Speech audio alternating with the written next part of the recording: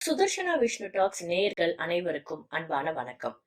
வாரத்தினுடைய முதல் நாளா ஏன் ஞாயிற்றுக்கிழமை வந்தது அப்படின்றத பத்தியும் சூரிய வழிபாட்டுடைய முக்கியத்துவத்தை பத்தியும் தான் இந்த பதிவுல பார்க்க போறோம். எங்க சேனலை இது வரைக்கும் சப்ஸ்கிரைப் பண்ணாதவங்க சப்ஸ்கிரைப் பண்ணிக்கோங்க. வாங்க வீடியோக்குள்ள போலாம்.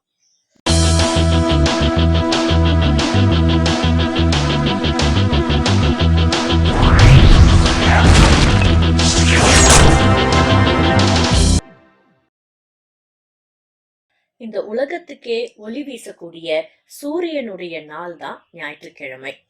சூரியனுடைய இயக்கத்தை கொண்டுதான் இந்த உலகத்தினுடைய இயக்கமே நடக்குது. ஓரறிவு முதல் 6 அறிவு இருக்கிற மனிதர்கள் வரைக்கும் எல்லா உயிர்களுக்கும் ஜீவாதாரமா திகழ்றது சூரியன் தான். ஐம்பெரும் காப்பியங்கள்ல முதல் நூலான சிலப்பதிகாரத்துல கடவுள் வாழ்த்தினுடைய தொடக்கமே ஞாயிறு போற்றுதும் அப்படின்னு தான் தொடங்குது. மற்ற இயற்கை வழிபாடுகளான நிலா, மழை போன்ற தெய்வங்கள் எல்லாமே சூரியனுக்கு அப்புறமா தான் குறிப்பிடப்பட்டிருக்குது.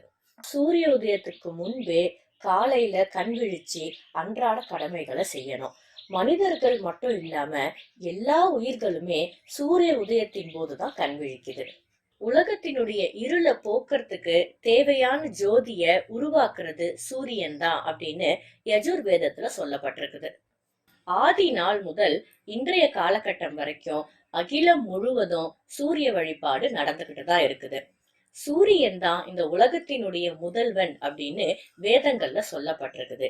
நாம தினந்தோறும் கண்களால முழுமையா காண முடிகிற ஒரே தெய்வம் சூரியன் தான்.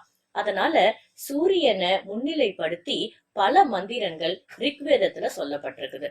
இந்த உலகமே அந்த சூரியனை நம்பியே இருக்கிறதுனாலயும், இந்த உலகம் அந்த சூரியனை சுத்தி வர்றதுனாலயும் கால மாற்றங்கள் சூரியனை வச்சுதான் நடக்குது அப்படின்றதுனால இந்திய விண்வெளி கணக்கீடுகள் ஞாயிறை வச்சுதான் ஆரம்பிக்குது.